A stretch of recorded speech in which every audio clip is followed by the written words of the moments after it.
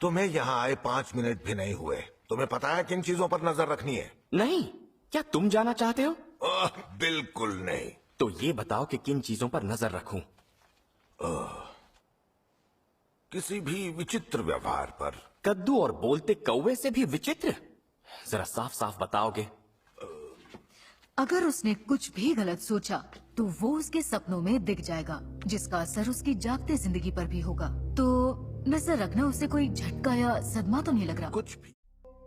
Hello दोस्तों, web series investigator YouTube channel में आपका स्वागत है, जहां हम वेब सीरीज का डिटेल एक्सप्लेनेशन करेंगे। तो अगर आप नए हैं इस चैनल पे तो सब्सक्राइब कर ले और लाइक और शेयर करना ना भूलें। आज हम एक्सप्लेन करने जा रहे हैं द सैंडमैन, जो कि 2022 में नेटफ्लिक्स पर रिलीज हुई थी। यह एक American fantasy drama supernatural TV series है, जो कि कॉमिक बुक पे बेस्ड है, जिसे पब्लिश किया है डीसी कॉमिक्स ने। इसकी IMDb पे रेटिंग 7.7 है और रोटेन टोमेटो पर 87% मिला है। पहले सीजन में सिर्फ 11 एपिसोड है और हम लोग आज सिर्फ सीजन 1 का एपिसोड 1 ही एक्सप्लेन करेंगे। तो चलिए शुरू करते हैं। एपिसोड 1 के स्टार्टिंग सीन में दिखाया जाता है कि एक रेवन, जो कि एक कौवा है, जो कि इधर उधर उड़ रहा है, और उसके नरेटिंग वॉइस में यानी कि बैकग्राउंड वॉइस में सैंडमैन हमें बताता है कि सपनों का महत्व हमारी पूरी दुनिया और जिंदगी में है, और जो कि बनते हैं तो सिर्फ हमारी खुशी, प्यार और आंसू से, मगर उसके पीछे की कहानी कोई नहीं जानता। वो कैसे बनी है, इसके साथ क्या बीत रहा। लेकिन वही दूसरी आंख भी है जो इंतजार में बैठी है कब उनकी आंख लगे और मेरी दुनिया शुरू हो, यानी सपनों की दुनिया। मतलब यहाँ सैंडमैन अपने बारे में बता रहा है, जो कि एक सपनों की दुनिया का राजा होता है, यानी कि वो हमारे सपनों की दुनिया का राजा है। वो कहना चाहता है कि सोने के बाद वो उनकी दुनिया में चले जाते हैं, जहाँ का वो राजा है, जो वो अच्छे और बुरे सपनों में वाकिफ करता है। और इसी दौरान हमें सपनों की दुनिया भी दिखाई जाती है। ये पूरी दुनिया उसने क्रिएट की थी, जहाँ कुछ अच्छे सपने और कुछ बुरे सपने भी थे, जैसे ड्रैगन, ज़ॉम्बी, आत्मा, ये सब हमें दिखाया जाता है। और इन सपनों के राजा का नाम मॉर्फियस है, या हम इसे ड्रीम कहें। अब हमें दिखाया जाता है कि ड्रीम, जिसने एक नाइटमेयर को बनाया था, जिसका नाम कोरिंथियन है, उसे मारने जा रहा है, जो कि एक बैड ड्रीम है और जिसे उसी ने बनाया है, और वो रियल वर्ल्ड में जाकर प्रॉब्लम क्रिएट कर रहा है। लेकिन ड्रीम की असिस्टेंट या सेक्रेटरी, जिसका नाम लूसियन है, उसे कहती है कि वो अपनी दुनिया से बाहर जाने के बाद कमजोर हो जाएगा। लेकिन ड्रीम बताता है कि उसका यानी कोरिंथियन का पाप का घड़ा भर चुका है और उसे रोकना जरूरी है, और वो अपना रूबी, सैंड और हेलमेट लेके चला जाता है। नेक्स्ट सीन में दिखाया जाता है 1916 के एक इंग्लैंड के एक शहर में, जहाँ जोनाथन नाम का आदमी एक बग्गी से कहीं जा रहा है और नींद से जस्ट उठता ही है, जो उसकी बग्गी रॉड्रिक नाम के एक आदमी के घर के पास जाके रुकती है, क्योंकि रॉड्रिक शहर का नामचीन जादूगर होता है, जिसे लोग मेगस के नाम से भी जानते थे। मेगस का बेटा एलेक्स जोनाथन को रॉड्रिक के पास ले जाता है, जहाँ दोनों आपस में कुछ बातें करते, और बातों से पता चलता है कि जोनाथन अपने मरे हुए बेटे को वापस जिंदा करना चाहता था। वो इसमें मेगस की मदद मांग रहा था, जिसमें मेगस या रॉड्रिक बोलता है कि वो भी अपने बड़े बेटे को फिर से जिंदा करना चाहता है, पर उसके लिए कुछ जरूरी सामान लगेगा, जिसे जोनाथन लेके आया है कि नहीं, यह रॉड्रिक उससे पूछता है। जिसमें जोनाथन अपने बैग से एक बुक निकालता है, जिसकी मदद से वो ड्रीम, डेथ, डिजायर और डिस्पेयर को कैद कर सकता है। यह ड्रीम, डेथ और डिजायर, यह सब टोटल 7 भाई बहन है, जिसमें मेगस या रॉड्रिक डेथ को कैद करना चाहता है, कंट्रोल करना चाहता है, कि वो अपने और जोनाथन के बेटे को फिर से वापस ला सके। शाम को रॉड्रिक अपने ग्रुप के लोगों के साथ तैयार होता है और रिचुअल को शुरू करता है, और उस बुक की हेल्प से रिचुअल स्टार्ट कर देता है। इधर दिखाया जाता है कि सैंडमैन या ड्रीम, जो भी नाइटमेयर यानी कोरिंथियन को पकड़ने आ जाता है, लेकिन उधर मेगस के रिचुअल की वजह से डेथ की जगह ड्रीम उसके चपेट में आ जाता है, और उसे देखकर मेगन थोड़ा कंफ्यूज हो जाता है और उससे पूछता है कि वो किस तरह से उसकी मदद कर सकता है। क्योंकि ड्रीम बेहोश रहता है, इसलिए जवाब ना देने पर मेगन उसका हेलमेट, रूबी और सैंड वाला बैग भी ले लेता है। ड्रीम के साथ साथ उसका रेवन, जिसका नाम जैस्मी भी था, वो भी आ जाता है, लेकिन वह एक पंछी था, इसलिए वो उड़ के भाग जाता है। मेगस को पता नहीं था कि उसने किसे पकड़ लिया है, यानी ड्रीम। अगर सपनों का राजा ही कैद रहेगा, लोग सपने कैसे देखेंगे। इस पूरे इंसिडेंट में बहुत बड़ा इम्पैक्ट पड़ता है। जो लोग सपने में सो रहे थे वे सोते ही रह जाते हैं, और जो जाग रहे थे वो कभी वापस नहीं सो पाते। इन सब में एक बच्ची भी थी, जिसका नाम यूनिटी दिखाया गया है, जो अनंत नींद का शिकार हो गई है। इसके बारे में हमें बाद में पता चलेगा। कुछ दिनों बाद मेगस के घर कोरिंथियन आता है और उसे बताता है वो जिस शक्ति को कैद कर रखा है उसे ज्यादा दिन तक कैद नहीं कर पाएगा। तब मेगस पूछता है कि तुम कौन हो? तो कोरिंथियन बताता है मैं तुम्हारा दोस्त हूँ, हम दोनों की एक ही चाह है। इसलिए कोरिंथियन मेगस को बताता है कि उसे अच्छे से कैद करने के लिए एक बड़ा जादुई घेरा बनाना और उस घेरे में उसे एक ग्लास के अंदर बंद करके रखना होगा और ख्याल रखना कि वो घेरा कभी नहीं मिटे और उसके सामने रखवाली या पहरेदारी करने वाले कभी भी ना सोए, क्योंकि ऐसा करने पर ड्रीम तुरंत भाग जाएगा। इसके लिए वो उसे कुछ गोलियां भी देता है, क्योंकि अगर कोई उसके सामने झपकी भी लेगा तो ड्रीम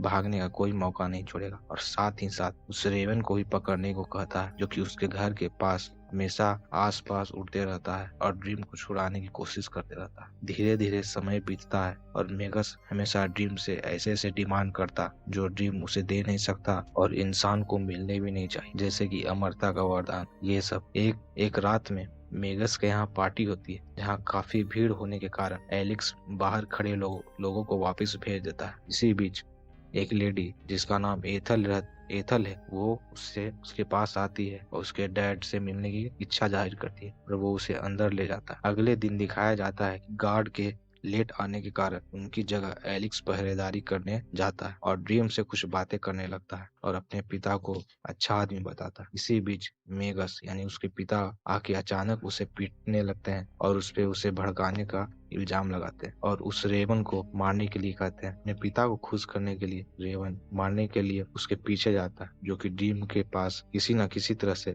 जाने की कोशिश करते रहता। एक दिन रेवन बड़ी चालाकी से किसी न किसी तरह से ड्रीम के पास चली जाती है और शीशे के बाहर से अपनी चोंच से शीशे पे वार करते रहती है। लेकिन इसी बीच एलिक्स आके अचानक उस पे गोली चला देता है और रेवन को मार देता है। रेवन के मरने के बाद ड्रीम होप छोड़ देता है और एलिक्स पर गुस्सा हो जाता है, लेकिन कैद में होने के कारण वो कुछ नहीं कर सकता। कुछ दिनों बाद दिखाया जाता है कि एथल प्रेग्नेंट है और मेगस उसके बच्चे को मार देना चाहता है, लेकिन इससे पहले वो मेगस के लॉकर से कुछ पैसे और ड्रीम का हेलमेट, रूबी और सैंड वाला बैग भी लेके भाग जाती है। तब मेगस आके ड्रीम को यह सब बताता है, पर ड्रीम कुछ रिप्लाई नहीं करता। उसी वक्त मेगस अपने बेटे एलिक्स पर गुस्सा करता है, क्योंकि एलिक्स को वो पसंद ही नहीं करता और गुस्से में आकर एलिक्स भी मेगस को धक्का मारता है, जिसके कारण सिर पर चोट लगने से मेगस की मौत हो जाती है। अब घर का मालिक एलिक्स होता है, तो एलिक्स की दोस्ती उसके एक नौकर के साथ हो जाती है। तो दोनों आके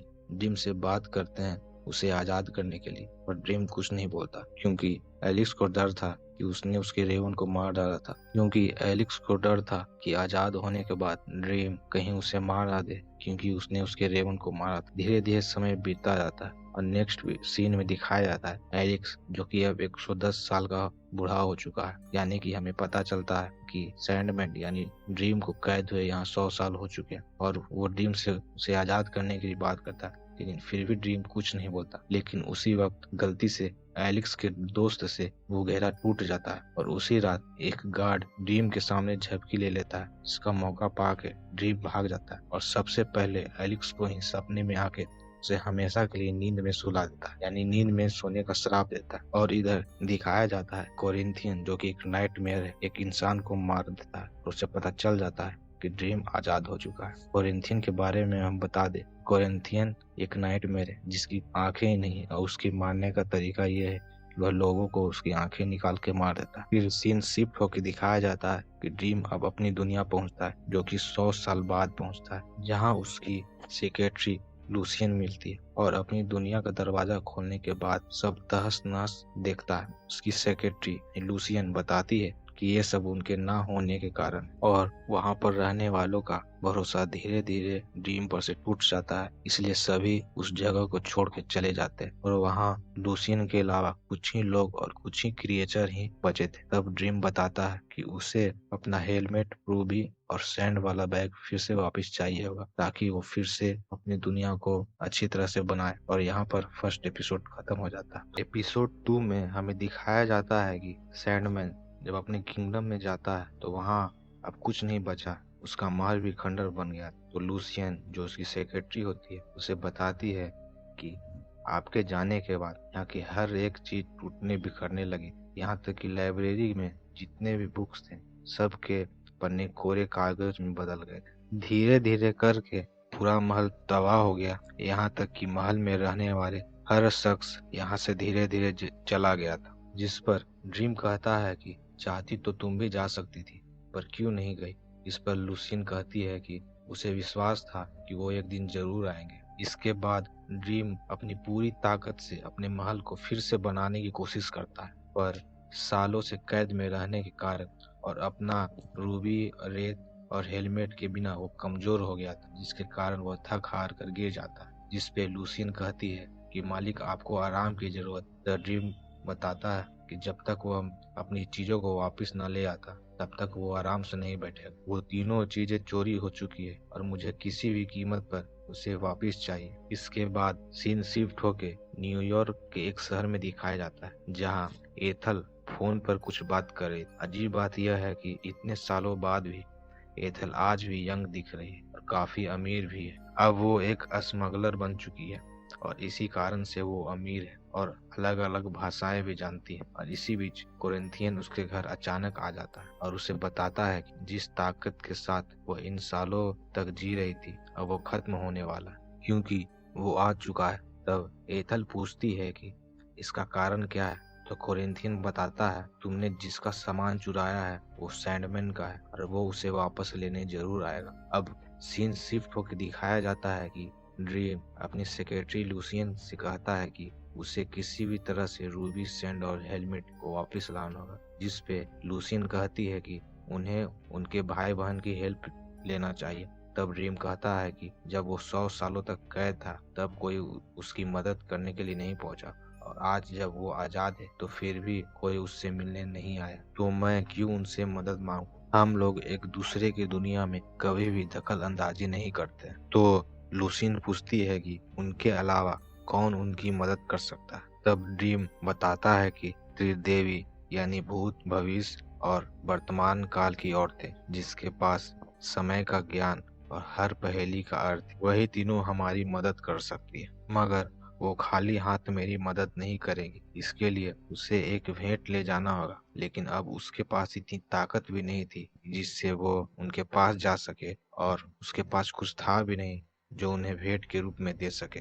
तब लूसियन उससे कहती है कि आपने जो भी क्रिएशन की होगी उनमें से कोई भी जिंदा जरूर होगा। अपने दिमाग पर जोर डालने पर ड्रीम को याद आता है कि एक ड्रैगन जिसे उसने बुरे सपनों के लिए बनाया था वो अब तक जिंदा है। और फिर वो दोनों एक घर के पास चले जाते हैं जहाँ 2 लोग रहते हैं। एक का नाम एबल और दूसरे का नाम कैन था। एबल बड़ा भाई था और कैन छोटा भाई। इनके पास वही ड्रैगन था जो काफी क्यूट ड्रैगन था, जिसे ड्रीम ने उन दोनों को एक गिफ्ट के रूप में दिया था। यानी कि यह घर, ड्रैगन और दोनों भाई ड्रीम का ही क्रिएशन था। जब ड्रीम उनके यहाँ जाता है तो दोनों उसका स्वागत कर, और जब एबल और कैन को पता चलता है कि वो ड्रैगन को वापस लेने आए वो दोनों नाराज हो जाते। पर फिर भी ड्रीम की दुनिया को फिर से बनाने के लिए उस ड्रैगन को दोनों भाई ड्रीम के हवाले कर देते हैं, और ड्रीम उस ड्रैगन को रेत में बदल के अपने अंदर ले लेता है। इसके बाद वो वहां से चला जाता है। इधर केन जब अपने लॉर्ड मोफियस को सक्सेस होने के लिए विश करता है, तभी एबल गुस्सा होके अपने भाई को मार देता है। इन दोनों भाई के बारे में एक छोटा सा इन्फॉर्मेशन दे दूं कि बड़ा भाई एबल एक शिकारी है और छोटा भाई कैन उसका पहला शिकार है, जिसे एबल कभी भी मार देता है और कैन को गाड़ देता है, जिसके बाद केन फिर से जिंदा हो जाता है। और यही साइकिल दोनों में चलते रहता। लेकिन इतना काफी ही नहीं था, इसलिए वो कुछ पक्षी के पास जाकर एक अंडा और एक खतरनाक सांप को पकड़ता है भेंट के रूप में। और अब शाम में ड्रीम और लूसियन एक तिलिस्म नदी के पास जाते हैं, जहां उस नदी के पास वो पावर होती है कि वो उसे त्रिदेवी के यहाँ ले जाए। इसके बाद ड्रीम उस ड्रैगन के रेत को उस नदी में डाल देता है और उसके थ्रू वो त्रिदेवी के पास पहुंच जाता है। अपनी भेंट यानी सांप को देने के बाद त्रिदेवी बताती है कि हम सिर्फ एक सवाल का एक ही जवाब देंगे, और वो भी पहेली में, इसलिए अपना सवाल सोच समझ के पूछना। तो ड्रीम अब अपना पहला सवाल पूछता है, मेरी रेत की बैग कहाँ है? तो एक देवी उसे बताती है कि वो किसी जोहाना कॉन्स्टेंटाइन को बेच दी गई है लंदन में। और उसके बाद वो दूसरा सवाल पूछता है कि उसका हेलमेट कहाँ है? तो दूसरी देवी यानी वर्तमान की देवी उसे बताती है कि वो किसी दानव के पास है, जो कि एक रक्षा कवच के बदले बदल दिया गया है। और अब वो अपना तीसरा सवाल पूछता है कि वो रूबी कहाँ है। तो बताती है कि वो एक माँ ने अपने बच्चे को भेंट के रूप में दे दिया। इसके बाद सीन शिफ्ट होकर दिखाया जाता है कि इधर कोरिंथियन ईथल से ड्रीम के चीजों के बारे में पूछता है, पर वो नहीं बताती और इस पर वो उसे मारने के लिए आगे बढ़ता है। पर यहाँ पर ईथल वही रक्षा कवच निकालती है जिसे उसने हेलमेट के बदले उस दानव से ले लिया था, और उस रक्षा कवच के कारण कोरिंथियन मर के कहीं गायब हो जाता है। इधर दिखाया जाता है कैन जब अपनी कब्र से जिंदा होकर बाहर आता है, तब वहीं पर उसे एक अंडा मिलता है जो कि ड्रीम ने ड्रैगन के बदले उन दोनों भाइयों को गिफ्ट के रूप में दिया। इसे वो अपने भाई के पास लेके जाता है, जिसमें से एक सुनहरे रंग का जीव निकलता है, जिसका नाम रखने के चक्कर में दोनों फिर से बहस कर लेते हैं और एक बार फिर से केन को मार देता है। इसके बाद सीन शिफ्ट होकर दिखाया जाता है कि एथल एक हाई सिक्योरिटी जेल में जाती है, जहां उसका बेटा जॉनी से मिलती है। और अब जॉनी बूढ़ा हो चुका है और एथल जॉनी से रूबी के बारे में पूछती है, जिसे उसने उसे चुरा लिया। इसके बाद दिखाया जाता है कि ड्रीम अब लंदन जा रहा है अपनी चीजों को वापस लाने के लिए, जिस पर लूसियन उसे सजेस्ट करती है कि वो एक रेवन अपने साथ ले जाए, जिस पर ड्रीम मना करके चला जाता है। लास्ट सीन में मरने के बाद कोरिंथियन अपनी असली दुनिया यानी ड्रीम की दुनिया में चला जाता है, लेकिन लूसियन के रोकने के बाद भी वो फिर भी वहां से भाग जाता है इंसानों की दुनिया में, और इसके बाद सीन यहीं पे खत्म हो जाता है। एपिसोड 3 के स्टार्टिंग सीन में दिखाया जाता है कि जोहाना कॉन्स्टेंटाइन के बारे में, जो कि अभी लंदन में जो कार में अचानक एक बुरे सपना को देख के जाग जाती है, जहां कार के बाहर उसे एक बूढ़ी औरत मिलती है जो कि उसकी आंटी होती है, जो बताती है कि सैंडमैन आ रहा है वो अपनी चीजें लेने आ रहा है, जिसे जोहाना कॉन्स्टेंटाइन उसे मजाक समझ के आगे बढ़ जाती। लेकिन तभी ड्रीम उसके सामने आ जाता है और उससे कुछ डील करने के लिए बातें करने लगता है, जिसपे वो उसे रुकने के लिए बोलती है और चर्च में चली जाती है, जहां वहां पर उसे प्रीस्ट से एक राजघराने की लड़की की शादी के बारे में पता चलता है, जो अपने परिवार से छिपकर एक फेमस फुटबॉलर से शादी करने जा रही थी। लेकिन प्रीस्ट को उस लड़की पर शक होता है कि उस लड़की के अंदर किसी भूत प्रेत का साया है, जिसके लिए उस प्रीस्ट ने जोहाना कॉन्स्टेंटाइन को बुलाया था और वो उसकी मदद लेना चाहती थी। इसके बदले में वो उसे दुगनी फी भी देने को तैयार थी। जिसके बाद जोहाना उस प्रीस्ट का ड्रेस पहनकर उन दोनों के सामने जाती है और शादी करने के बहाने कुछ मंत्र पढ़ने लगती। लेकिन तभी उस लड़के से यानी कि जो फुटबॉलर होता है उसके अंदर से एक प्रेत निकल के आता है और मॉर्फियस को पहचान लेता है और उसके हेलमेट के बारे में बताने ही वाला होता है वो किस प्रेत या दानव के पास है, जो कि नर्क में है। लेकिन उसी वक्त जोहाना उस भूत को नर्क में भेज देती है। तब उसे विश्वास होता है कि सैंडमैन असली में है। इधर सीन शिफ्ट होकर दिखाया जाता है कि एथल अपने बेटे जॉनी से उस रूबी के बारे में पूछती है, पर उसे विश्वास नहीं होता है। इसी बीच वो काफी बातें करते हैं और अंत में अपने बेटे का भरोसा जीतने के लिए वो अपना यानी कि एथल अपना कवच उतार के उसे दे देती है, जिसके बाद वो तुरंत बूढ़ी होकर मर जाती है। इधर हमें दिखाया जाता है कि चर्च से बाहर निकलने के बाद जोहाना ड्रीम से बातें करने लगती है, जिसपे ड्रीम उससे अपनी सैंड वाला बैग के बारे में पूछता है, जिस पर वो उसे बताती है कि उसने सालों पहले खरीदा था, पर उसने उसकी डोर आज तक नहीं खोली, कभी खोल के देखा भी नहीं वो कैसे काम करता। इसी बीच वो ड्रीम से पूछती है कि पास में बैठा रेवन क्या उसका ही है, जिस पर ड्रीम उस रेवन से जाकर पूछता है कि वो कौन है। वो रेवन बताता है कि वो मैथ्यू है, उसे लूसियन नहीं भेजा है, और इसके बीच जोहाना वहां से चली जाती है। इसके बाद रेवन बताता है कि वो रेवन बनने से पहले एक इंसान ही था और इसी शहर में रहता था और वो ड्रीम के काम आ सकता है। साथ ही साथ एक उपाय भी बताता है कि हम सुबह होने से पहले जोहाना को ढूंढ सकते हैं अगर वो नींद में हो तो। इसी का फायदा उठा के ड्रीम उसे खोज लेता है और वो जान जाता है कि एक बुरे सपने के कारण जोहाना को नींद नहीं आ रही। नींद से उठने के बाद वो जोहाना से डील करता है कि वो इस बुरे सपने को मिटा देगा अगर वो उसकी रेत का बैग को ढूंढने में मदद करेगी तो। जिसके बाद जोहाना उस बैग को अपने कमरे में ढूंढने लगती, लेकिन उसे पता चलता है कि सैंड का बैग उसने अपने दोस्त के यहाँ छोड़ दिया था। जहाँ जाने के बाद वो देखती है कि उसकी दोस्त उस रेत के कारण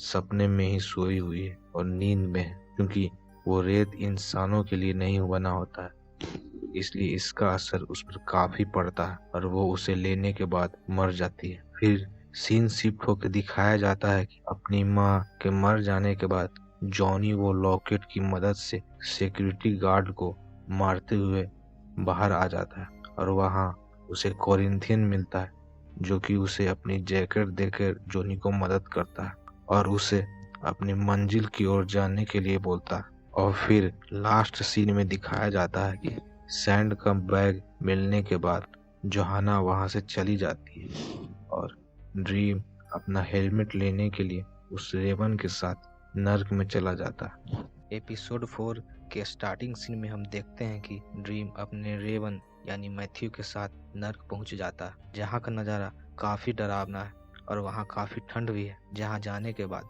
ड्रीम एक संकेत देता है, जो कि अंदर आने के लिए परमिशन मांगता है, क्योंकि कोई राजा किसी के भी किंगडम में बिना पूछे नहीं जा सकता। जिसके बाद नर्क की रखवाली करने वाला दूत ड्रीम को अपना नाम बताने को कहता है, जिसमें ड्रीम उसे खुद को सपनों का राजा बताता है और दूत के मिसबिहेव करने पर उसे नर्क का नियम और सबक सिखाने को ही बोलता है। जिसके बाद वो दूत दरवाजा खोल देता है और उसे साथ ले जाने लगता है। दूसरी तरफ मेंटल हॉस्पिटल से भागने के बाद रास्ते में जॉनी का एक्सीडेंट होने वाला होता है, जहां उसे रोज मेरी नाम की एक औरत मिलती है, जो उसे उसकी मंजिल तक छोड़ने के लिए तैयार हो जाती है और उसे लिफ्ट देके हेल्प करती है। और सफर के दौरान वो दोनों आपस में काफी बातें करते हैं, जिसमें जॉनी उसे अपनी माँ के बारे में बताता है, जो कि कुछ देर ही पहले मर गई थी। उसे अपनी माँ को झूठा और चोर बताता है। वो ये भी बताता है कि एक रवि चोरी करने के कारण और कुछ मर्डर करने के कारण वो मेंटल हॉस्पिटल में था। जिसके बाद रोज मेरी काफी डर जाती है और 911 डायल करने की कोशिश करती है, पर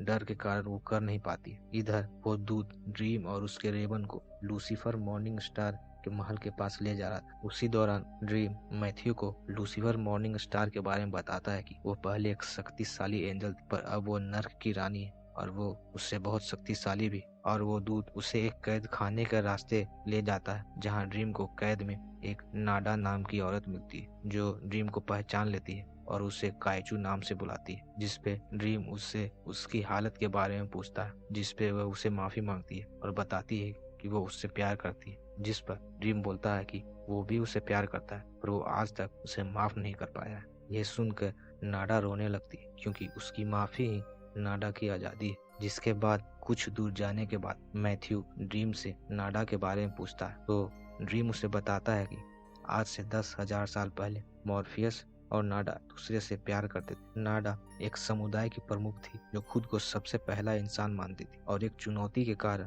आज वो यहाँ है। के बाद वो दूत ड्रीम और मैथ्यू को लूसीफर के महल के पास पहुंचा देता है। अंदर जाने के बाद लूसीफर उससे उसका हाल चाल और कुछ पुरानी बातें भी करती है। इसके बाद ड्रीम उसे बताता है कि उसके एक दानव के पास उसका हेलमेट है। तब लूसीफर ड्रीम से उस दानव का नाम पूछती है, पर ड्रीम को उसका नाम नहीं पता होता, तो लूसीफर सारे दानव को बुला के सामने खड़ा कर देती है। लेकिन मॉर्फियस अपनी रेत की मदद से उस दानव को सामने ले आता है, जिसके पास वो हेलमेट था। उस दानव का नाम कोरोनजोन है और अब ड्रीम उससे उसका हेलमेट लौटाने को कहता है, जिसपे वो बताता है कि उसने वो हेलमेट एक इंसान से एक रक्षा कवच के बदले लिया था और इस हेलमेट को वापस पाने के लिए ड्रीम को उस दानव से लड़ना होगा। जिस पर ड्रीम तैयार हो जाता है और चुनौती स्वीकार कर लेता है और दोनों के बीच समझौता होता है कि अगर ड्रीम जीत गया तो वो हेलमेट उसका होगा, और अगर वो दानव जीत गया तो ड्रीम को हमेशा के लिए उस दानव का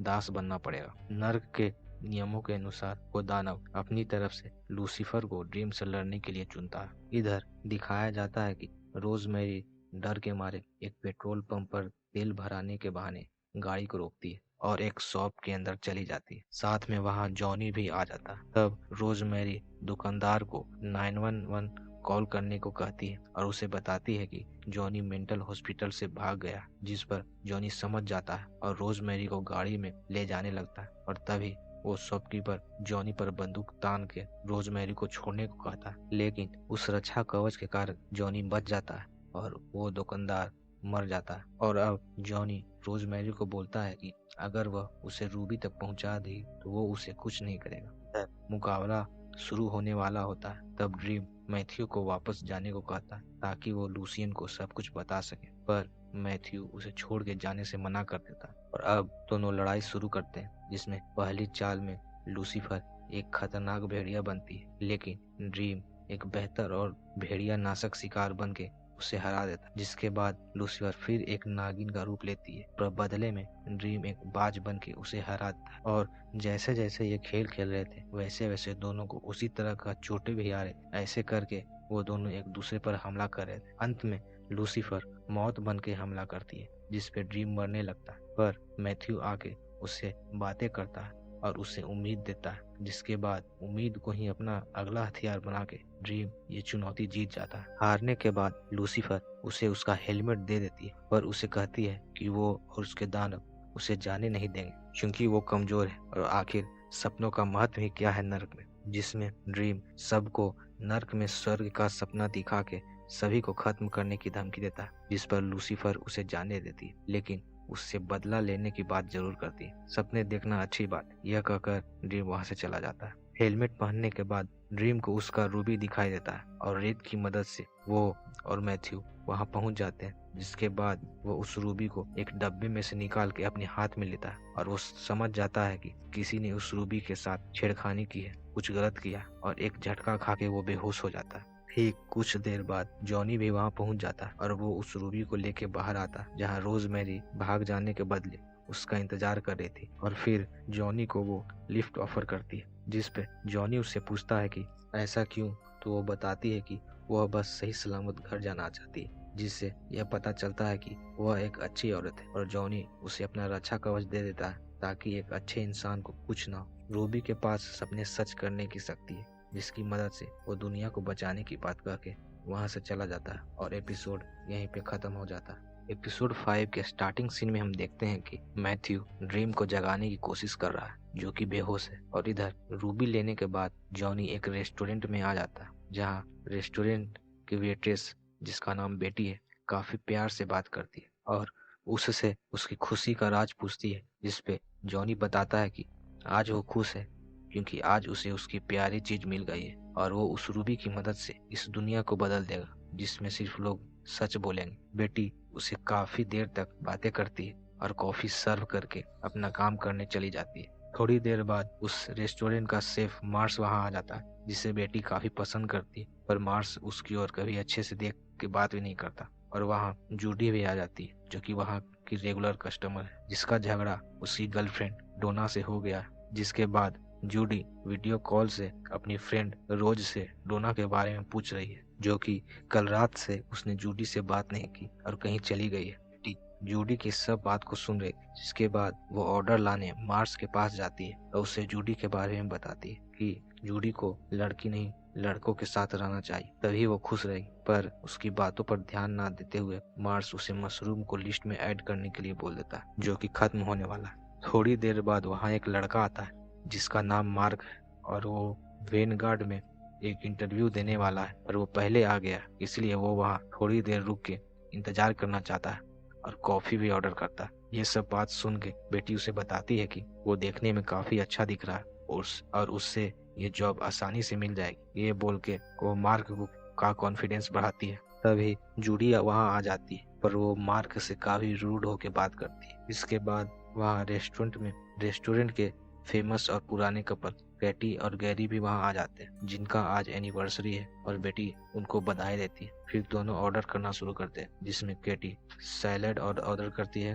और गैरी बर्गर खाना चाहता है, पर कैटी की वजह से वो भी सैलेड ऑर्डर करता है और वो काफी बातें करते हैं, जिसमें हमें पता चलता है कि बेटी एक राइटर है, लेकिन घर चलाने के लिए वो वेट्रेस का काम करती है। इधर जूडी मार्क को बताती है कि बेटी ने ही केटी और गैरी को मिलाया है, जैसा उसने हम दोनों को अभी इंट्रोड्यूस करने की कोशिश की। उसे लगता है कि वो लोगों को अच्छे से समझती है। इसके बाद बेटी वापस काउंटर के पास आके मार्क को बताती है कि केटी और गैरी वेनगार्ड के मालिक है, जहाँ वो इंटरव्यू देने जा रहा है। केटी वेनगार्ड की सीईओ है और अगर वो चाहे तो मार्क से केटी को मिलवा सकती है, पर मार्क ये कह के मना कर देता है कि उसकी पोस्ट काफी छोटी है, इसमें वो सीईओ के दूर ही रहे तो ठीक है। इन सभी को जॉनी काफी देर से गौर कर रहा था।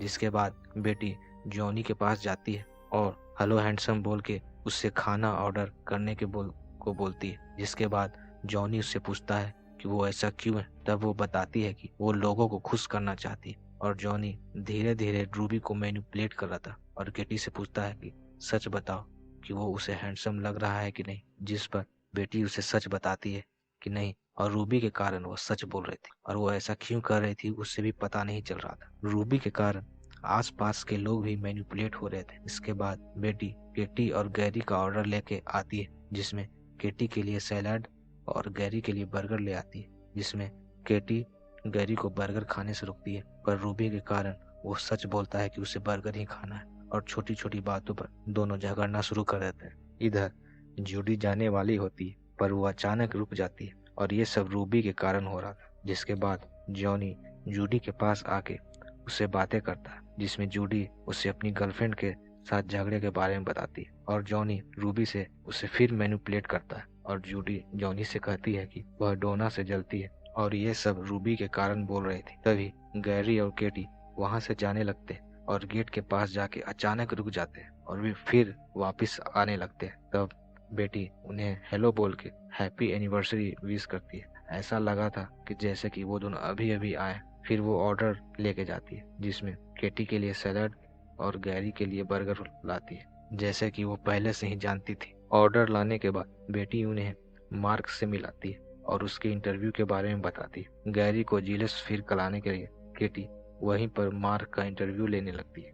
उसी दौरान बेटी मार्स को अपने घर पर आने को कहती है और वो उसके साथ टाइम स्पेंड करने को भी बोलती है। तब मार्स उसे बताता है कि वो उसे पसंद नहीं करता, बल्कि वो बेटी के बेटे ब्रैंडन को पसंद करता है और जब भी वो उसके घर पर आता है वो बेटी के सो जाने के बाद उसके बेटे के साथ इंटीमेट होता है। यह सुनकर बेटी काफी गुस्सा हो जाती है और वहां से चली जाती है। ये सब जॉनी के कारण हो रहा था, क्योंकि वो ही रूबी के इस्तेमाल से सबको मैनिपुलेट करके सबसे सच सच उगलवा रहा था। बेटी के बाहर जाने के बाद वहाँ गैरी आ जाता है और मार्स से बातें करने लगता है, जिसमें वो उसे बताता है कि केटी उसे कैसे कंट्रोल करती है और उसकी बुराई भी करता है। इधर बाथरूम से निकलने के बाद बेटी और जूडी आपस में एक दूसरे के बारे में बातें करते हैं और दोनों इंटीमेट होते हैं और एक तरफ केटी मार्क से उसके पर्सनल लाइफ के बारे में बातें करती है और गैरी के बारे में भी बुराई करती है। इसके बाद वो दोनों भी इंटीमेट होने लगते हैं और ये सब जॉनी रूबी की मदद से करवा रहा था। तभी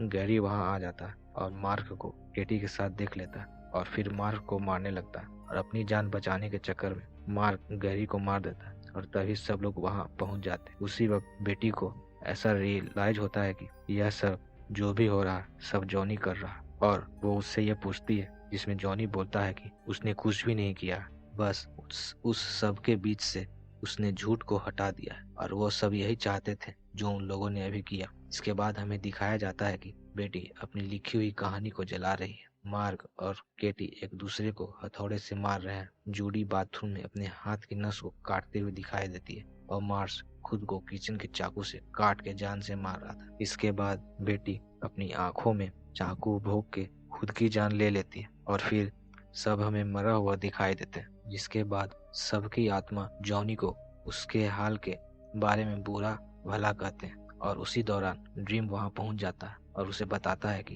तुम जो भी कर रहे हो सही नहीं कर रहे हो। रूबी की रचना इन सब के लिए नहीं की गई थी। तब जॉनी उसे पहचान लेता है कि वही सैंडमैन है और ड्रीम उसे बताता है कि बेटी, गैरी, मार्क ये सब कुछ अपने लाइफ में कुछ करना चाहते थे। वो सपने और उम्मीद ही उन्हें जिंदा रखती है। अगर वो सपने को ही तुम उन लोगों से छीन लोगे तो इंसानों के पास कुछ नहीं बचेगा। इसके बाद ड्रीम जॉनी से रूबी मांगता है और उसे नष्ट करने के लिए बोलता है और उसे अपनी सपनों की दुनिया में ले जाता है, जिसमें जॉनी कुछ बुरे सपने देखता है जिसमें उसकी माँ उसे मार रही है, लेकिन वो रूबी की मदद से जाग जाता है और फिर वो ड्रीम को रूबी में कैद करने लगता है ताकि वो सपनों का राजा बन जाएगा। जिसके बाद वो रूबी टूट के चूर चूर हो जाती है और उसे लगता है कि ड्रीम मर गया, बल्कि रूबी के टूटने के कारण ड्रीम और भी ताकतवर हो जाता है, क्योंकि उस रूबी को ड्रीम नहीं बनाया था, जिसके कारण उसकी शक्तियां सीमित हो गई थी। लेकिन रूबी के टूट जाने के बाद वो और भी ताकतवर हो गया।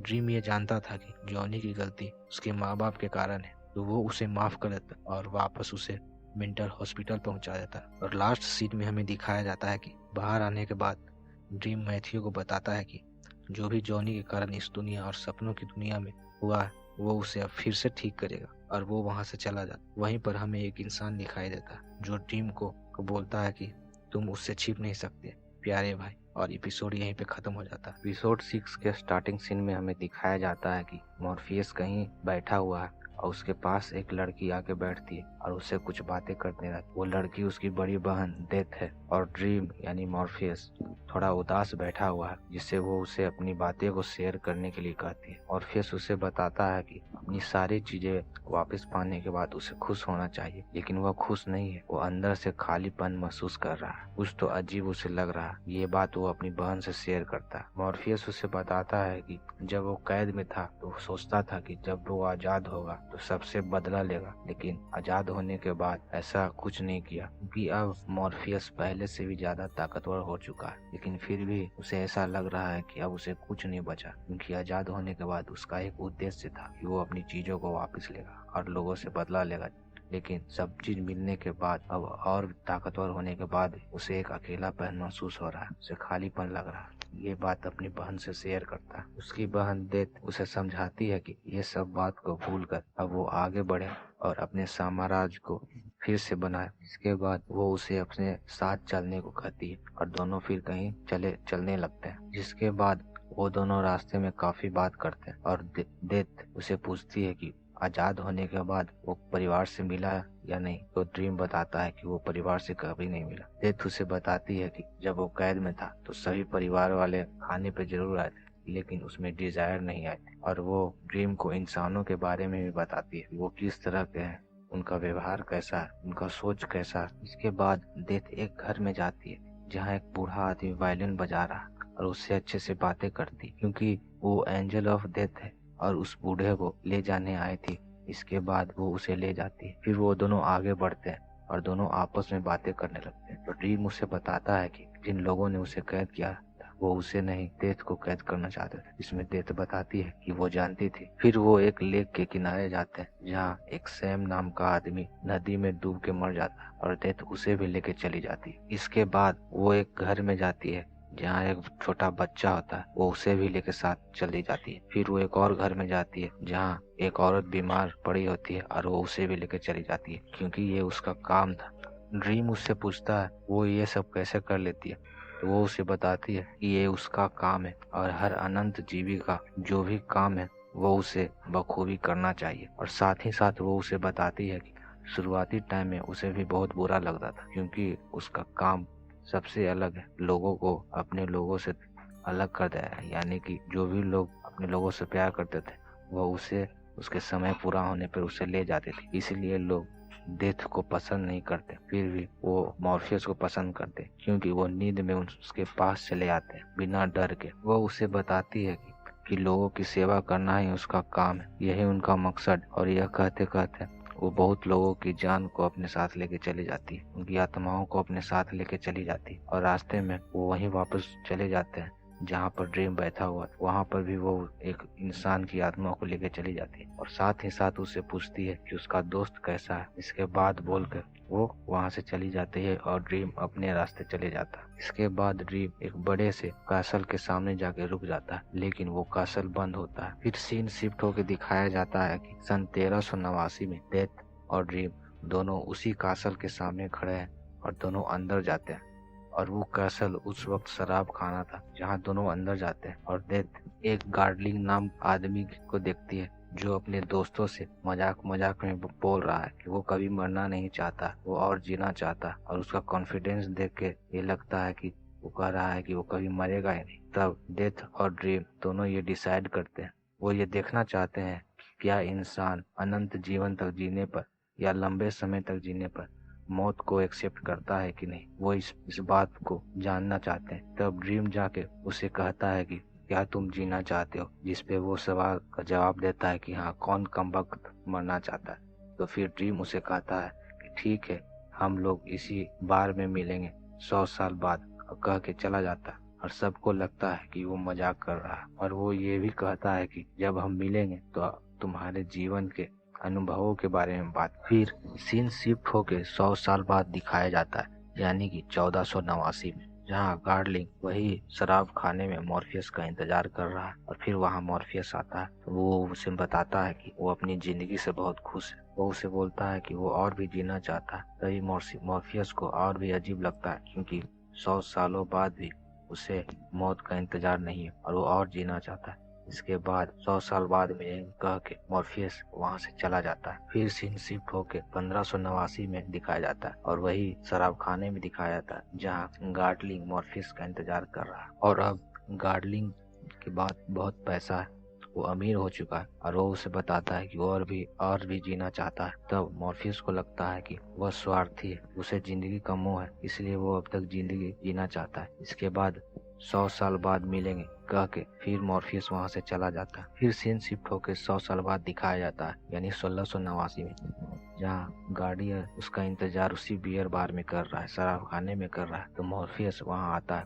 और उससे बातें करने लगता है। और अब वो और भी अमीर हो गया। वो वही बात कहता है कि वो और भी जीना चाहता है। लेकिन इसी दौरान मॉर्फियस को वहाँ शराब खाने में एक इंसान मिलता है जिसका नाम विल होता है। वो एक लेखक है, लेकिन उसकी कहानी को कोई पसंद नहीं करता। लेकिन मॉर्फियस वहाँ जाता है और उससे जिंदगी के बारे में कुछ बातें कहता है और उसे साथ चला जाता है। और फिर सीन शिफ्ट होकर दिखाया जाता है 100 साल बाद, यानी 1789 में, जहाँ दिखाया जाता है कि गार्लिन अब एक भिखारी बन गया है और मॉर्फियस उसका उसी शराब खाने में इंतजार कर रहा है। और जब मॉर्फियस उसके 100 सालों का अनुभव पूछता है, यानी कि अब तक जितने दिनों तक उसने अपना जीवन जिया है उसके बारे में अनुभव पूछता है, वो उसे बताता है कि वो और भी जीना चाहता है, क्योंकि मौत कायर मांगते हैं। इसके उसी दौरान हमें एक इंसान को दिखाया जाता है जो ड्रीम और गार्लिन का पिक्चर बना रहा था, जहाँ पर लिखा होता है कि एक ज्यूस और एक डेविल हर 100 साल में आके मिलता है। फिर 100 साल बाद दिखाया जाता है कि गार्लिन और मॉर्फियस उसी शराब खाने में मिले। गार्लिन अब एक बिजनेसमैन बन गया है और वो अपनी जिंदगी से खुश है और वो अपने ये अनुभव को वो उसे ड्रीम को बताता है। लेकिन तभी वहाँ जोहाना कॉन्स्टेंटाइन आ जाती है उसी पेंटिंग को लेके जिसमें लिखा हुआ था कि एक डेविल और एक ज्यूस है जो हर 100 साल पे मिलते हैं और उसे अमरत्व का वरदान देता है। तब जोहाना भी मॉर्फियस से उस अमरत्व के वरदान की मांग करती है, लेकिन गार्लिन उसके आदमियों को मारता है और इधर मॉर्फियस जोहाना को जादुई रेत से अपने कंट्रोल में कर लेता है। गार्लिन को समझ में नहीं आ रहा था ये इंसान कौन है और उसके बाद मॉर्फियस उसे बिना कुछ कहे चला जाता है। फिर सीन शिफ्ट होकर अगले 100 साल बाद दिखाया जाता है, जहाँ वही शराब खाने में गार्लिन मॉर्फियस का इंतजार कर रहा है। और जब मॉर्फियस वहाँ आता है तो गार्लिन उसे बताता है कि वो विल, जो आदमी जिसकी कहानी कोई सुनना नहीं चाहता, आज विलियम शेक्सपियर के नाम से मशहूर है और ये सब उसी के कारण है और वो जिंदा भी है तो उसी के कारण जिंदा है। लेकिन गार्लिन इस बार उसे दोस्त कह के बुलाता है। वो उसे बोलता है कि उसे एक दोस्त की जरूरत है और वो हर 100 साल पे अपने दोस्त यानी कि मुझसे मिलने आता है। तब मॉर्फियस इस बात से गुस्सा होकर वहाँ से चला जाता है, लेकिन गार्लिन उसे बोलता है कि अगले हर 100 साल पर वो उसका इंतजार करेगा। यह कहकर वो चला जाता है। फिर 100 साल बाद दिखाया जाता है कि गार्लिन उसी शराब खाने में इंतजार कर रहा है, लेकिन मॉर्फियस उससे मिलने नहीं जाता, क्योंकि मॉर्फियस इस दौरान कैद में रहता है। इसी कारण से वो उससे मिलने नहीं आता। फिर सीन शिफ्ट होकर दिखाया जाता है प्रेजेंट ईयर में, जब वो अपनी बहन डेथ से मिलने के बाद उस कैसल के सामने आता है, लेकिन वो कैसल बंद होता है। तभी ड्रीम गौर करता है कि उस कैसल के दीवार पर एरो का मार्क लगा हुआ है और वो उस एरो के मार्क को फॉलो करते हुए जाता है। और जब जाता है तो उसे एक दूसरा शराब खाना मिलता है और उसे वहाँ उसका दोस्त बैठा हुआ मिलता है। लेकिन इस बार बिना गुस्सा किए हुए भी ड्रीम उसे अपना दोस्त कह के मुस्कुराने लगता है और साथ में बैठ कर कुछ बात करने लगता है। लेकिन इसके बाद सीन शिफ्ट होकर में दिखाया जाता है कि डिजायर किसी से बात कर रही है। वो बोल रहा है कि मॉर्फियस अब आजाद हो गया,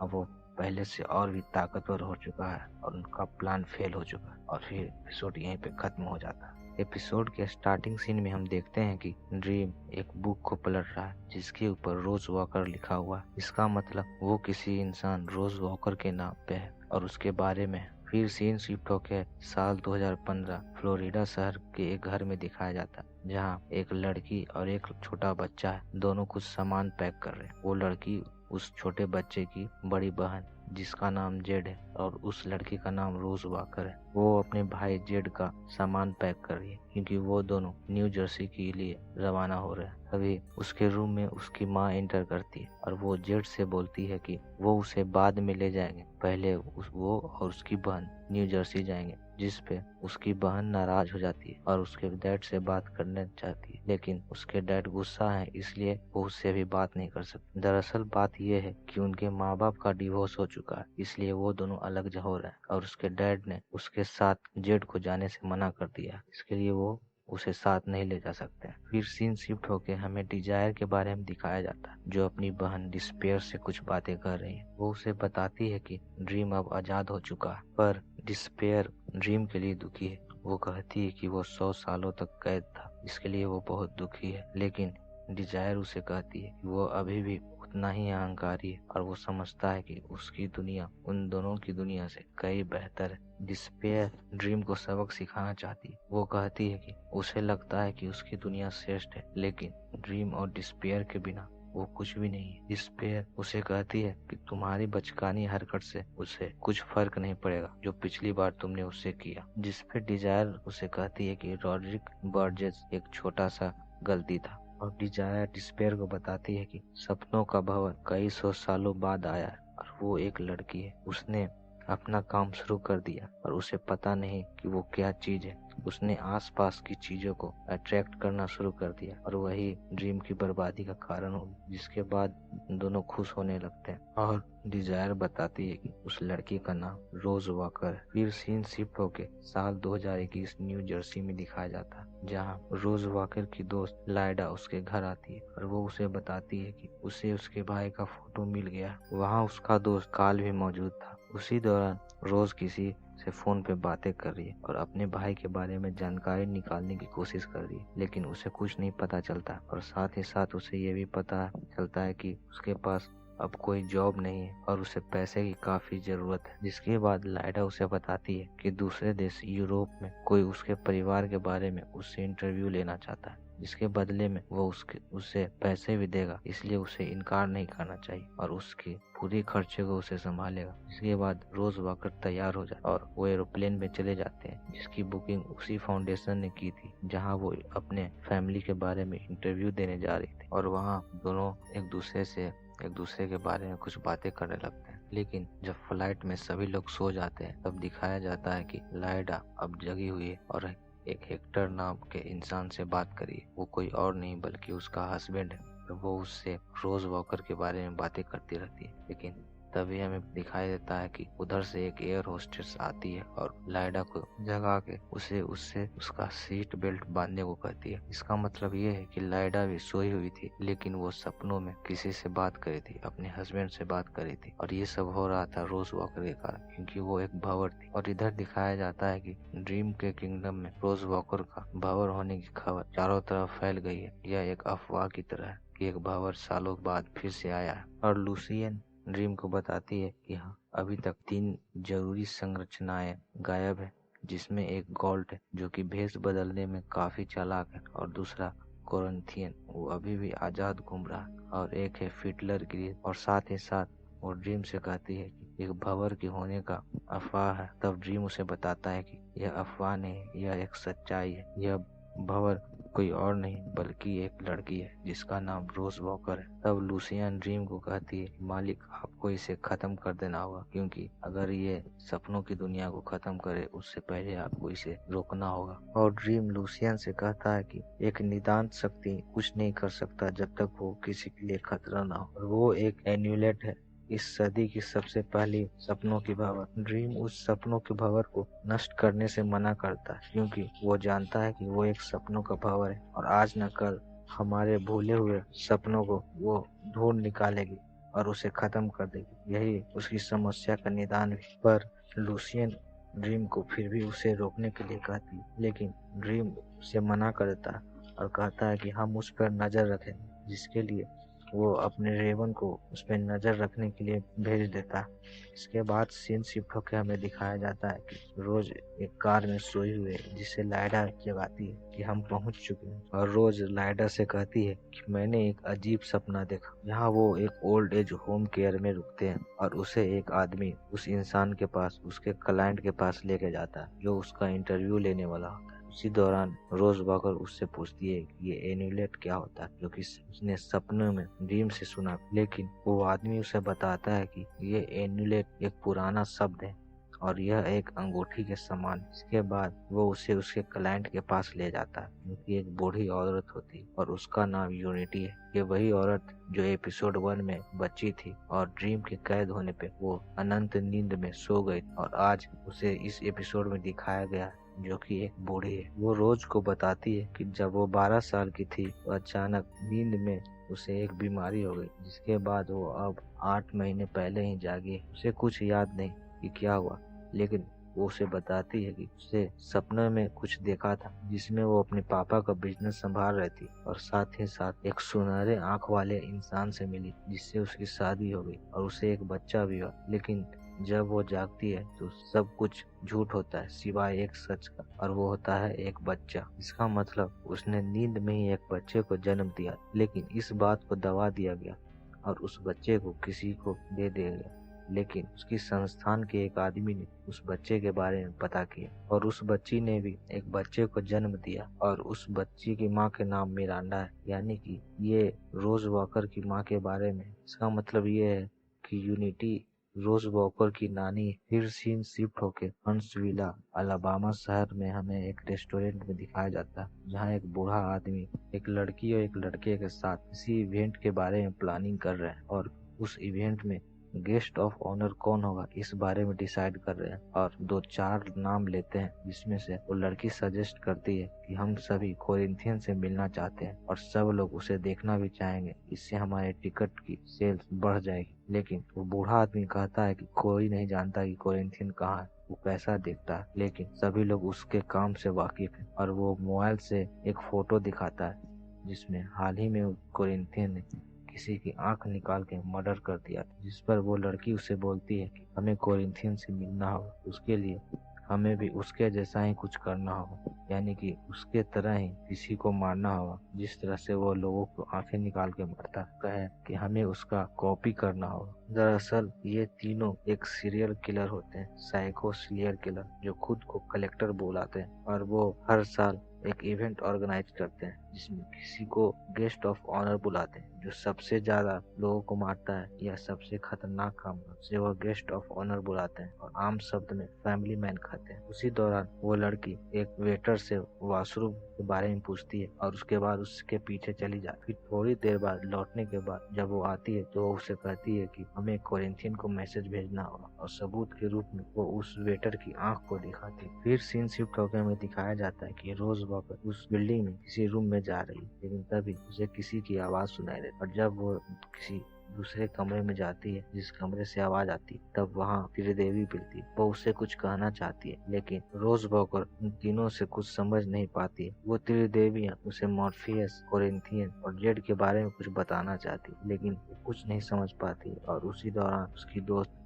लाइडा वहाँ चली आती। इसके बाद लाइडा, यूनिटी और रोज तीनों वो बैठ के आपस में कुछ बातें करते रहते हैं, जिसमें हमें पता चलता है कि लाइडा का हस्बैंड हेक्टर की मौत 1 साल पहले हो चुकी है और वो दोनों कॉलेज में मिले थे। वो दोनों ने आर्किटेक्चर की पढ़ाई की थी और साथ ही साथ यूनिटी रोज को बोलती है कि उसे उसके भाई को, जेड को खोजना होगा, जिसमें वो उसकी मदद करेगी और इसके लिए वो उसे पैसे भी देगी और साथ ही साथ वो उसे अपने माँ बाप का दिया हुआ गोल्ड एमुलेट भी थे। फिर हमें सीन शिफ्ट होकर दिखाया जाता है कि कोरिंथियन रोज वॉकर को ढूंढने आया पर वो वहाँ नहीं है। उसके बाद वो कार्ल से कुछ बातें करने और वो कार्ल से इंटीमेट होता है। उसी दौरान उसे मोबाइल पे एक मैसेज आता है, कोरिंथियन ने फिर से किसी का मर्डर किया। फिर वो उस न्यूज को पता करने के लिए वहाँ से चला जाता है और इधर लूसियन एक लाइब्रेरी में बैठ के रोज वॉकर के बारे में जानने की कोशिश कर रही और वो मैथ्यू को उसकी दुनिया में जाने को कहती और उससे बोलती है कि हर बात को ध्यान से सुनना और गौर करना और आगे उसे बताना। इसके बाद मैथ्यू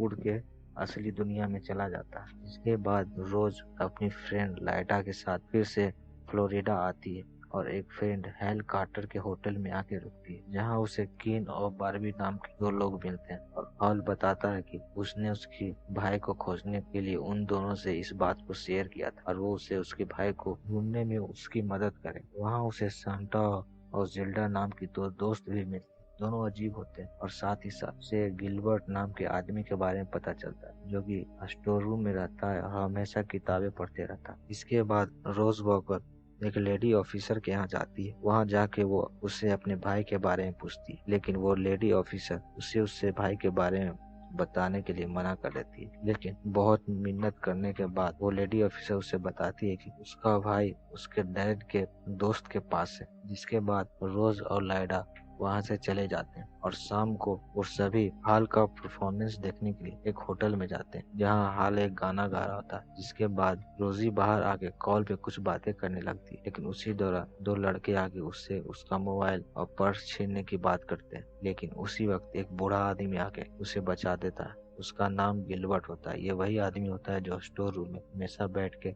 किताबें पढ़ते रहता है। अभी तक जो भी रोज वॉकर के साथ बीत रहा था, ये सब रेवन उस पे नजर रखे हुए थे और वो ये सारी बात जाके लूसियन को बताता है। वो ये भी बताता है कि वो अभी फ्लोरिडा में है और अपने भाई को खोज रही है और आज उस पर हमला हुआ है, जो कि हो सकता है उसके सपनों में इसकी झलक हमें देखने को मिले। तब लूसियन उससे पूछती है कि उसका भाई उसे भी नहीं मिला, ना तो असली संसार में और ना ही जागते हुए संसार में। फिर सीन शिफ्ट होकर हमें दिखाया जाता है कि वो बूढ़ा आदमी और वो लड़की और वो लड़का तीनों होटल में बैठ के उसी रेस्टोरेंट में बैठ के बातें कर रहे हैं और कोरेंथिन का ध्यान अपनी ओर खींचने के लिए उन्होंने 2-3 लोगों को मारकर उसकी आंखें को निकाल दिया और इस मामले में बातें कर रहे हैं। लेकिन तभी वहाँ कोरेंथिन आके उनसे बातें करने लगता है, जिस पर वो उन्हें बताते हैं कि वो कोरेंथिन का बहुत बड़ा फैन और उन्हें चीफ गेस्ट के रूप में अपने ग्रुप से मिलाना चाहते हैं। और कोरेंथिन भी मान जाता है, क्योंकि उन सभी का सोच कोरेंथिन की सोच से मिलता था। और इधर हम देखते हैं कि जब रोज वॉकर सोई हुई थी, वो अचानक उठती है। जब वो रूम के बाहर आती है, वो देखती है कि ड्रीम और लूसियन दोनों एक दूसरे से बातें कर रहे हैं। इसमें ड्रीम लूसियन से कहता है कि जेड अभी भी जागते संसार में जिंदा, लेकिन फिर भी वो उसे खोज नहीं पा रहा, क्योंकि जीवित लोग सपनों की दुनिया से जुड़े होते हैं। लूसियन ड्रीम को बताती है कि गायब होने से पहले आखिरी सपना जेड ने गोल्ड का ही देखा था। और उसी दौरान रोज वॉकर सभी के सामने आ जाती है और ड्रीम से पूछती है कि तुम मेरे भाई के बारे में क्या जानती। और फिर सीन शिफ्ट होकर हमें दिखाया जाता है कि जेड कहीं दौड़ के भाग रहा। तभी उसके सामने एक गाड़ी आके रुकता, जिसमें से एक लेडी निकलती है। जेड उसे आंट क्लेरिस कह के पुकारता और वो उसे वहाँ से भाग जाने को कहता, लेकिन तभी वहाँ पर उसका हस्बैंड आ जाता है, जिसका नाम ब्रैंडी है, और वो जेड को वापस चलने को कहता, जिसमें वो उसे जेड को ले जाकर डिक्की में बंद कर देता। यहाँ पे हमें पता चलता है कि फिलहाल जेड के फोस्टर पेरेंट आंट क्लेरिस और ब्रैंडी। जिसके बाद यह एपिसोड खत्म हो जाता है। एपिसोड 8 के स्टार्टिंग सीन में हम देखते हैं कि रोज वॉकर दिन में चलते चलते मॉर्फियस के दुनिया में चली गई और जब ड्रीम और लूसियन दोनों बातें कर रहे तो वहाँ पहुँच जाती है। उसे देखकर ड्रीम उसका स्वागत करता है, लेकिन लूसियन उसे वापस जाने के लिए कहती है। तब ड्रीम उससे पूछता है कि तुम यहाँ कैसे आई, जिस पे रोज वॉकर उसे जवाब देती है कि उसने उसके भाई के बारे में उन दोनों से बात करते हुए सुना, जिसके कारण वो उसकी आवाज को पीछा करते हुए वहाँ पहुंची। ड्रीम उसे बताता है कि तुम एक एन्यूलेट हो, यानी कि एक सपनों का भंवर जो किसी के सपनों में आ जा सकती है और तुम्हारे पास ये पावर है। और वो ये भी बताता है कि अगर तुम मेरे सपनों में आ सकती हो, यानी कि मेरे सपनों की दुनिया में आ सकती है, इसका मतलब है कि तुम भी अपने भाई को ढूंढ सकती है, जो कि अभी मेरे किसी बुरे सपने के साथ है, जिसका नाम गोल्ड। ड्रीम उसे उसका भाई जेड को ढूंढने के लिए उसकी मदद करने के लिए तैयार हो जाता है और उसे बोलता है कि अगली बार जब तुम सपनों में जाओगी तब मैं तुम्हारी मदद करूंगा और मेरी जगह मैथ्यू तुम्हारे साथ रहेगा। फिर वहाँ से रोज वॉकर चली जाती है। इधर हम देखते हैं कि गोल्ड, जो कि एक शेप शिफ्टर है, उसके भाई जेड के सपनों में उसकी माँ का रूप लेके आती है और उसके साथ सुपर हीरो वाला गेम खेलती है। लेकिन उसी दौरान जेड की नींद खुल जाती है और वो खुद को स्टोर रूम में पाता है। जैसा कि पिछले एपिसोड में हमने देखा था कि उसका फोस्टर पेरेंट जेड को बुरी तरह से मारते पीटते हैं, इसलिए वो उसे बेसमेंट में बंद करके रखते हैं। फिर हमें दिखाया जाता है कि रोज वॉकर सुबह उठती है, उठने के बाद वो यूनिटी से यानी कि अपनी नानी से बात करती है और उसे बताती कि उसे वहाँ थोड़े दिन और रुकना पड़ेगा। इससे वो तैयार हो जाती है और यूनिटी उसे बताती है कि एक नौजवान रिपोर्टर उससे उसके बारे में इंटरव्यू लेने आए और उस वक्त हमें पता चलता है कि वो रिपोर्टर कोई और नहीं बल्कि कोरिंथियन है, जिसे उस वक्त पता चल जाता है कि रोज वॉकर अभी फ्लोरिडा में है। और फिर सीन शिफ्ट होके दिखाया जाता है कि एक तरफ लाइडा अपने हस्बैंड हेक्टर से बातें कर रही है, जहाँ हेक्टर उसे बताता है कि वो उसके लिए घर बना रहा है, जो हमेशा वो दोनों बातें किया करते थे, वो और उसके बच्चे के बारे में। उसी दौरान रोज ने अपने भाई का पुरानी फोटो को प्रिंट करके सारी तरफ चिपकाने के बारे में सोच रही, जिससे उसके भाई के बारे में पता चल जाए और वो अपने केयर टेकर और आसपास के पड़ोस में जो भी है उसकी मदद लेती है। फिर वो लाइडा से जाके कहती है कि वो उस लेडी ऑफिसर से बात करे जिसके पास उसकी भाई की जानकारी है। और एक तरफ ड्रीम लूसियन से पूछता है कि क्या हमारे पास रोज वॉकर और जेड वॉकर के बारे में इतनी ही जानकारी है। तब लूसियन उसे बताती है कि जब वो कैद हो गया था उस समय जितने भी सोए हुए लोग थे सभी लोग अघोर निद्रा में चले गए, लेकिन उस सभी लोगों में से एक लड़की जिसका नाम यूनिटी था वो बच गई थी और जब आप आजाद हुए तो वो भी उस निद्रा से जाग गई थी। लेकिन अजीब बात यह है कि रोज वॉकर उस यूनिटी की नाती है और जिस पर लूसियन को उसे शक है। तब ड्रीम उसे बताता है कि सपनों का भंवर बनते नहीं है, वह एक प्राकृतिक देन है, वो कई सालों में एक बार आते हैं, हमें रोज वॉकर से डरने की कोई जरूरत नहीं है। और यह कहकर ड्रीम वहाँ से चला जाता है। वहीं सुबह होने के बाद लाइडा उस लेडी ऑफिसर के पास जाती है और उससे पिछली बार की बदतमीजी के बारे में उसे माफी मांगती है और वो उसे रिक्वेस्ट करती है कि वो भले ही रोज वॉकर को उसके भाई के बारे में ना बात, लेकिन कम से कम एक बार जाके उस फॉस्टर पेरेंट्स से कंफर्म कर ले कि वो सही है या नहीं, वो ठीक ठाक है कि नहीं। और ये कह के वहाँ से चली जाती है। फिर हम देखते हैं कि वो लेडी ऑफिसर उसके फॉस्टर पेरेंट्स के यहाँ कॉल करती है और जेड से मिलने की इच्छा जाहिर करती है। तब उसकी आंट यानी कि जेड की आंट क्लैरिस अपने हस्बैंड को यह बात बताती है तो उसका हस्बैंड ब्रैंड जेड को कहता है कि अगर तुम अच्छे बच्चे की तरह मेरा कहना मानोगे तो मैं आज तुम्हें अच्छा खाना और तुम्हें तुम्हारे कमरे में सोने दूंगा, और उसे तैयार होने के लिए कहता है। लेकिन उसी दौरान जेड एक पेन और पेपर को उठा लेता है और उस पर हेल्प लिख लेता है और जब वो लेडी ऑफिसर आती है तो चुपके से उस नोट को वो उसके बैग में डाल देता है, फिर वहाँ से चला जाता है। और दूसरी तरफ रोज वॉकर उस पैम्पलेट को लेके सभी जगह बांट रही है और लोगों से अपने भाई के बारे में पूछ रही है। वहाँ हमें क्रोन्थियन भी दिखाई देता है जो उस पैम्पलेट को लेके वहाँ से चला जाता है, जिसके बाद वो उस पैम्पलेट को लेकर उस लेडी ऑफिसर के ऑफिस में जाता है और उससे पता पूछता है और उसे मार देता है। और फिर रात होने के बाद जब रोज वॉकर सो जाती है तो वो अपने केयर टेकर, अपनी पड़ोसी और अपने दोस्त लाइडा के सपनों से होके मॉर्फियस से मिलती है, जहाँ वो उसे पूछती है कि ऐसा क्यों है, मैं इन सभी के सपनों में क्यों। तो ड्रीम उसे बताता है कि तुम एक सपनों का भंवर हो और तुम अपना रास्ता इन्हीं के सपनों से बना रही हो, ये तुम पे निर्भर करता है। तब वो अपने भाई के फोटो को देख एक नए रास्ता को चुनती है। वो उससे ये भी पूछती है कि एक सपनों का भंवर क्या कर सकता है। अब ड्रीम उसे बताता है कि एक सपनों का भंवर दुनिया को सपने दिखा सकता है और उसे पूरा भी कर सकता है। उसी दौरान रोज अपने आस पड़ोस ब्रैड, जेल्डा, लाइडा सभी के सपनों में जाती है और उन्हीं सभी के सपनों के थ्रू वो अपने भाई जेड के सपनों में चली जाती है, जहाँ दूसरी तरफ गोल्ड उसकी माँ का रूप लेकर उसे सुपर हीरो का गेम खेल रही थी और उसे वहाँ ड्रीम दिखता है, जिसपे वो जेड को बताती है कि वो उससे अलग करने के लिए आई है और उसे वहाँ से लेके चला जाएगा। तब जेड ड्रीम से लड़ने के लिए वहां पहुंच जाता है, लेकिन वहां पर जाने पर वो अपनी बहन रोज को पहचान लेता है और गोल्ड भी वहां आ जाती है और उसे अपना असली रूप दिखाती है। जिसके बाद ड्रीम गोल्ड को वहां से लेके चला जाता है और रोज अपने भाई जेड से उसे उसके बारे में पूछती है कि वो कहाँ है, वो अभी कहाँ है। तब जेड उसे बताता है कि वो अपने अंकल, आंट, अंकल ब्रैंडी और आंटी क्लैरिस के साथ होमलैंड में। और वहीं दूसरी तरफ हमें दिखाया जाता है कि रोज की तरह लाइडा सपनों में हेक्टर से मिलने आती है और आज भी वो उससे बातें कर रही है। फिर और एक तरफ ड्रीम गोल्ड को लेकर चला जाता है और रोज वॉकर नींद से उठ जाती है। उठने के बाद वो सबसे पहले अपने भाई का पता लगाती है और उसे वो पता मिल भी जाता है और वो वहाँ से चली जाती है। लेकिन एक तरफ हमें दिखाया जाता है कि लाइडा जब वो नींद से उठती है तो वो देखती है कि वो प्रेग्नेंट है, जबकि उसने ये सपने में देखा था और वो सच हो गया है। इसका मतलब ये सब का कारण रोज ही थी, रोज के कारण ही ये सब सच हो रहा था। और गोल्ड को अपने साथ ले जाने के बाद ड्रीम गोल्ड को खत्म कर देता है। और दूसरी तरफ हमें दिखाया जाता है कि नींद से जागने के बाद जेड अपनी बहन का नाम लेके चिल्ला रहा है और उससे गुस्सा होकर उसके अंकल ब्रैंडी उसे मारने के लिए आगे बढ़ते हैं। लेकिन उसी दौरान डोरबेल बजती है और वहाँ कोरिंथियन आके उसके अंकल ब्रैंडी और आंट क्लैरिस को मार देता है और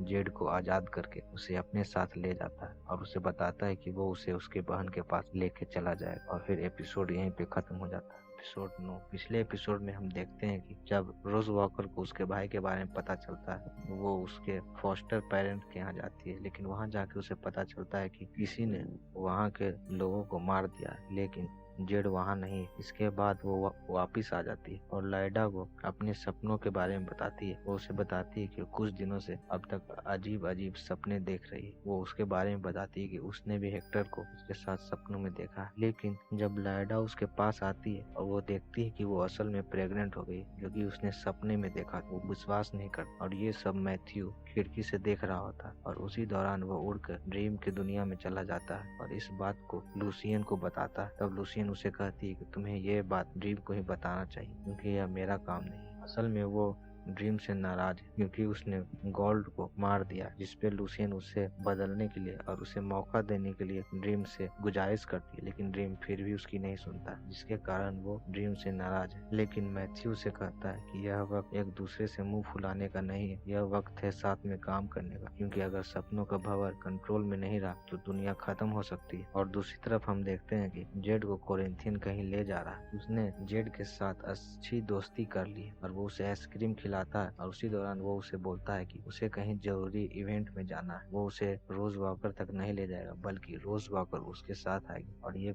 जानकर जेड खुश हो जाता है। इसके बाद कोरिंथियन रोज वॉकर को कॉल लगाता है और उसे बोलता है कि उसका भाई जेड उसके साथ है और वो एक रॉयल एम्पायर होटल में रुके हैं और रोज वॉकर की बात अपने भाई जेड से कराता है और वो उसे वहाँ आने के लिए कहता है। जिसके बाद रोज कॉल काट देती है और वो लाइटा से कहती है और उसे बताती है कि इस सब के पीछे कारण वही है, उसी ने इस सभी सपनों को सच किया। जिसपे लाइटा कहती है कि वो खुश है, वो यही चाहती है। और उसी दौरान गिलबर्ट वहाँ आ जाता है और उसे बताता है कि वो उसके भाई को ढूंढने में उसकी मदद करेगा। तब रोज उसे बोलती है कि उसने उसके भाई को ढूंढ लिया। अब वो द रॉयल एम्पायर होटल का एड्रेस उसे बताती है और वो वहाँ जा रही है। तब गिलबर्ट उसे बोलता है कि वो भी उसके साथ जाना चाहेगा और रोज तैयार हो जाती है। और वहीं दूसरी तरफ कोरिंथियन जेड को उस होटल में लेके आया है द रॉयल एम्पायर, जहां उसका इवेंट का मीटिंग होने वाला है और वो एक कमरे में ले जाता है और कहता है कि तुम यहीं रहो और टीवी देखो और बाहर नहीं आना। यह कहके वो चला जाता है, लेकिन जेड एक बच्चा है इसलिए उसने मजाक में की लेके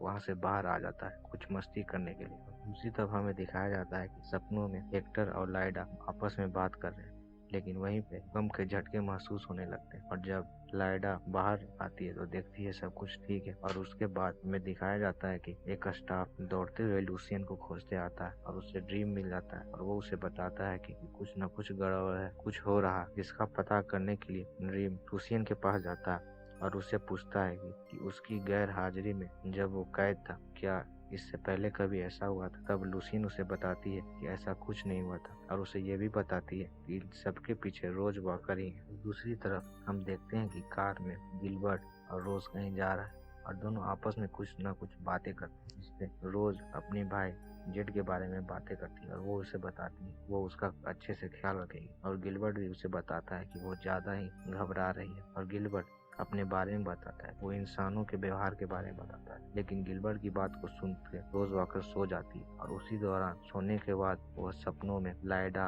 और हेक्टर के पास चली जाती है, लेकिन वहाँ ड्रीम भी मौजूद होता है। वो उसे बताता है कि लाइडा को यहाँ नहीं होना चाहिए क्योंकि यह दुनिया उसके लिए नहीं है, एक आत्मा के लिए यह दुनिया नहीं है। हेक्टर और लाइडा दोनों को वहाँ से जाना होगा क्योंकि उसी के कारण यह सब हो रहा है। और यह कह के ड्रीम हेक्टर को वहाँ से गायब कर देता है, जिसके बाद लाइडा बहुत दुखी होती है और रोने लगती है और उसे ये डर हो जाता है कि ड्रीम उसके होने वाले बच्चे को भी गायब कर देगा। लेकिन ड्रीम उसे कहता है कि अब तक के लिए ये बच्चा तुम्हारा होगा, लेकिन जब यह पैदा होगा तो वो उसे वापस लेने आएगा क्योंकि ये बच्चा सपनों की दुनिया में आया था, इसलिए अब ये उसका है। यह कहकर वो यह सपना खत्म होता है कहकर सभी को नींद से जगा देता है। लेकिन रोज वाकर जो कि एक सपनों का भंवर है वो उसके पीछे पीछे चली आती है और वो उसे कहती है कि वो ऐसा नहीं कर सकता, जिस पर ड्रीम उसे बताता है कि इन सभी के पीछे उसी का ही हाथ है और वो ऐसा नहीं कर सकती।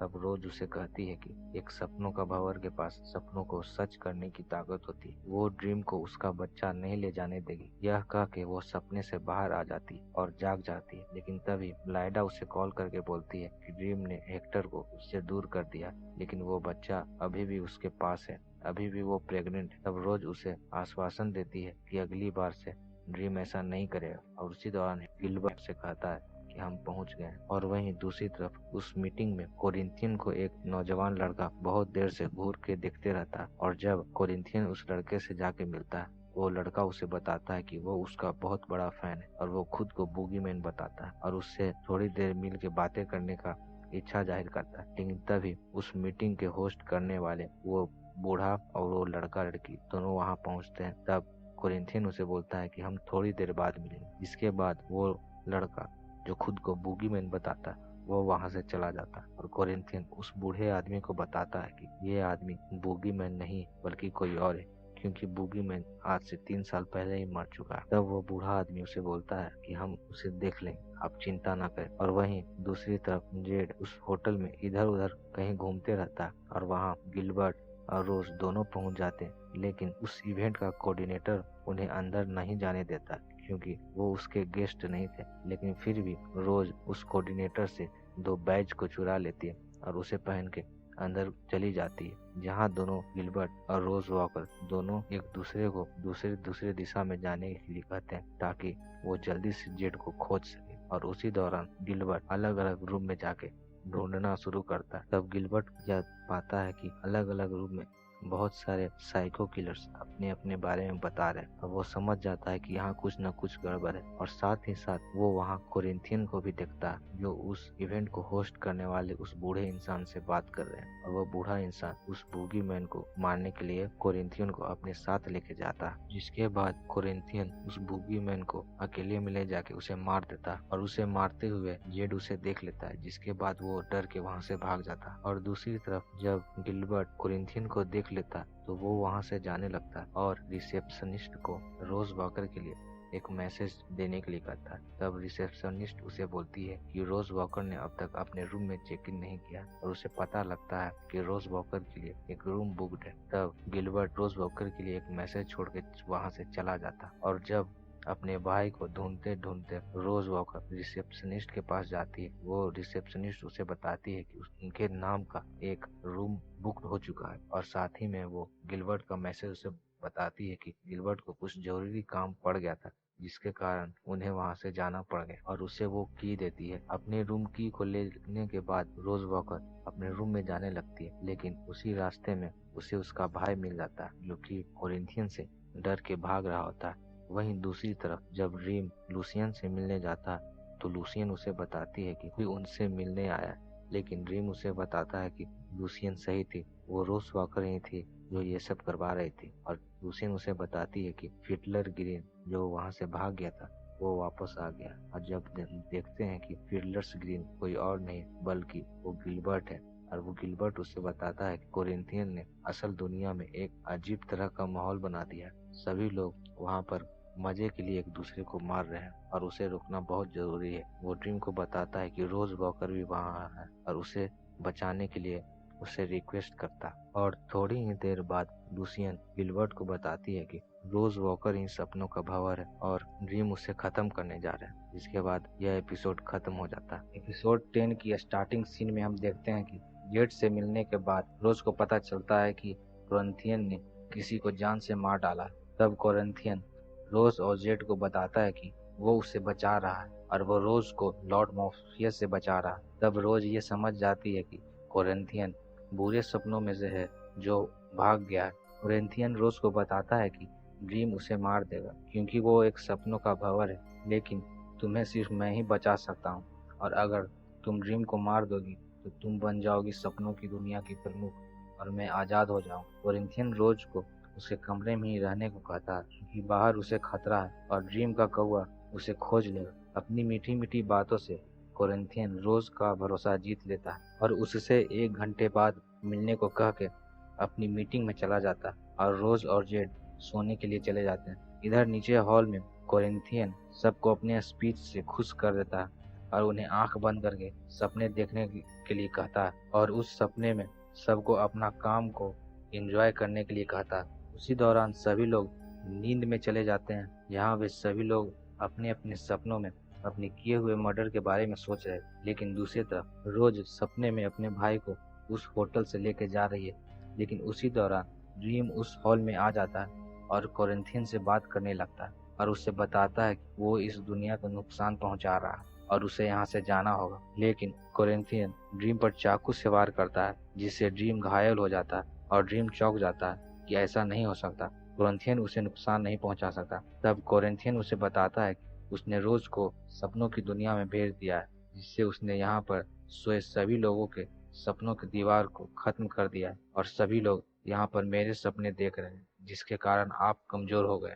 तब ड्रीम तुरंत रोज के सपने में जाता है और उसे समझाने की कोशिश करता है और कोरिंथियन भी वहाँ आ जाता है। एक तरफ ड्रीम उसे समझाने की कोशिश कर रहा था कि इससे सब कुछ खत्म हो जाएगा और दूसरी तरफ कोरिंथियन उसे ड्रीम को मारने के लिए उकसा रहा था। ड्रीम और कोरिंथियन की बातों से कंफ्यूज होकर रोज वो सपने की दीवार को फिर से ठीक करके चली जाती है और कोरिंथियन को कहती है कि अगर वो इतनी ताकतवर है तो अपना रास्ता खुद ही ढूंढ लेगी और वो अपने सपनों से जाग जाती है। इसके बाद ड्रीम कोरिंथियन को खत्म कर देता है। इसके बाद ड्रीम वहाँ पर सभी लोगों को उनके किए हुए पाप का आभास कराता है, जिसके बाद वहाँ पर सभी लोग अपने किए हुए जुर्म को पुलिस को फोन करके एक्सेप्ट करते हैं और इधर रोज और जेड भी वहाँ से निकल के चले जाते हैं। रास्ते में रोज को पता चलता है कि लाइडा अभी हॉस्पिटल में है, जिसकी अभी डिलीवरी होने वाला है। थोड़ी देर बाद रोज अपने भाई के साथ हॉस्पिटल पहुंच जाती है और वो जेड को सबसे मिलाती है। इसके बाद वो लाइडा से मिलती है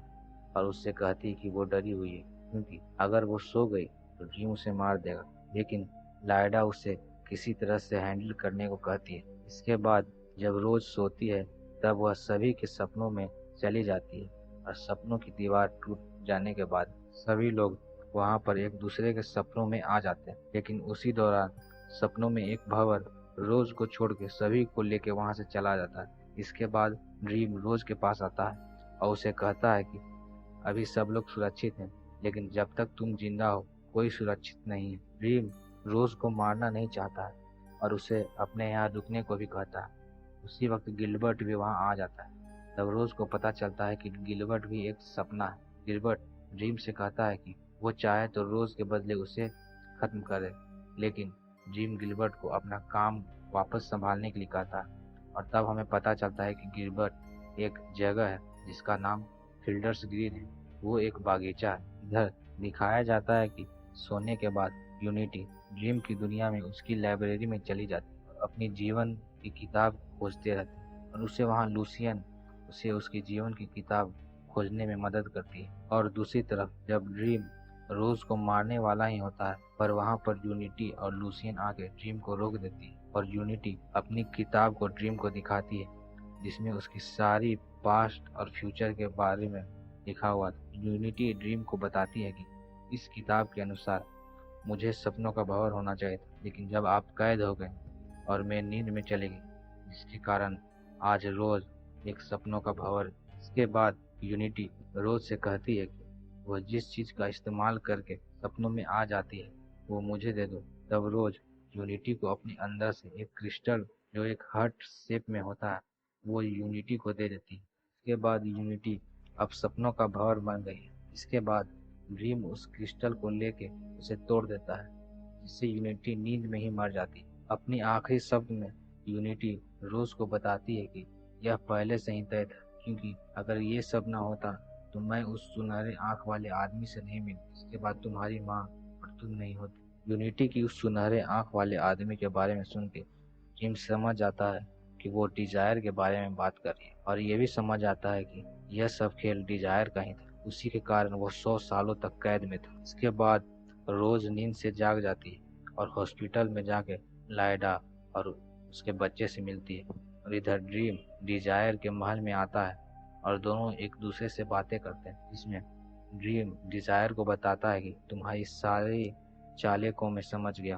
और उसे कुछ नियम कानून समझाता है और साथ ही साथ डिजायर को यह धमकी भी देता है कि वो उसके रास्ते में ना आए और यह सब षड्यंत्र ना करे, क्योंकि तुम ड्रीम, डेथ और डेस्टिनी सभी से कमजोर हो और कभी जीत नहीं सकती। फिर ड्रीम वहां से चला जाता है। इसके बाद हम देखते हैं कि ड्रीम अपनी दुनिया में समुद्र के किनारे कुछ नए सपनों की संरचना कर रहा है और तभी वहां लूसियन आ जाती है और उसे बताती है कि लाइब्रेरी में एक नई किताब आई है जिसे रोज वाकर ने लिखा।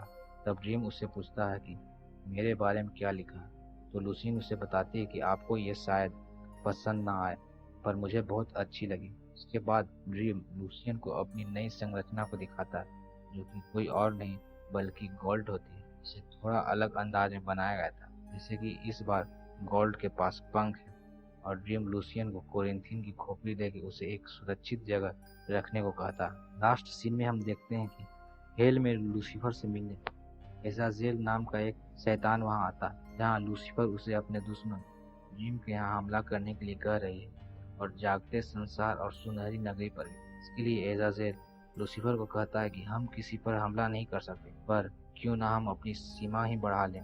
तब लूसीफर उसे परमिशन दे देती है और इसके बाद यह एपिसोड खत्म हो जाता है। एपिसोड 11 के स्टार्टिंग सीन में हम देखते हैं एक छोटी सी एनिमेटेड स्टोरी दिखाई जाती है जिसमें एक बिल्ली सभी बिल्लियों को ये मैसेज देते दिखाई देती है, जिसमें वो जगह जगह पे जाके यह संदेश देती थी कि सपना देखो, हम सभी सपना देखेंगे उतने ही ताकतवर होंगे। वो बताती है कि जब इंसानों ने उसके बच्चे को मार दिया था तब वो अपने बच्चे को सपनों में खोजते खोजते ड्रीम से मिलती है और ड्रीम उसे बताता है कि पहले बिल्लियों का ही राज हुआ करता था। उस वक्त बिल्लियां इंसानों का शिकार करती थी, लेकिन एक दिन एक इंसान ने अपने लिए सपना देखा और उससे एक दूसरे को प्रेरित किया ताकि सभी लोग सपना देखें, जिसके कारण आज इंसानों का राज है। इसलिए हम सभी को सपना देखना चाहिए। इसके बाद सीन शिफ्ट होकर हमें दिखाया जाता है कि एक आदमी एक हॉल में क्लास ले रहा है कि कहानी कैसे लिखना चाहिए, क्योंकि यह एक राइटर है और इसका नाम रिचर्ड मैडॉक है